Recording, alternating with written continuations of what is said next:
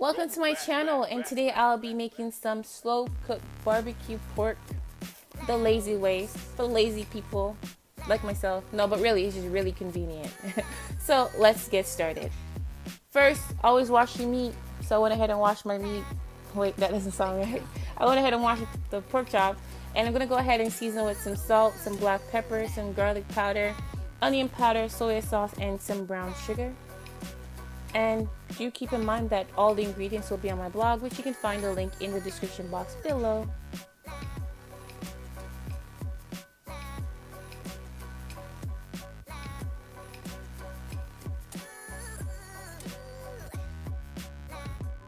So once it's done, go ahead and mix it very well.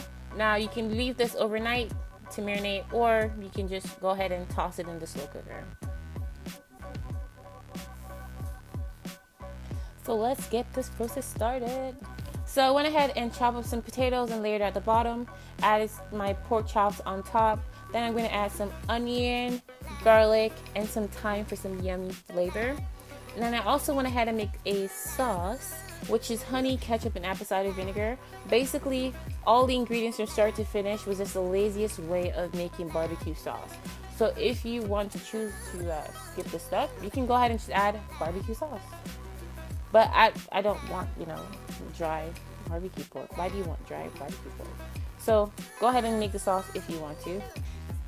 Now, you'll be cooking your pork chops for 4 hours on high in your slow cooker. So 4 hours later, everything looks like this, nice and cooked through. And you got a whole lot of gravy there. It's not dried out. So yeah, yummy. So thank you for watching. Go ahead and like the video and comment and subscribe for more videos. So thank you for watching, and see you next time. Take care.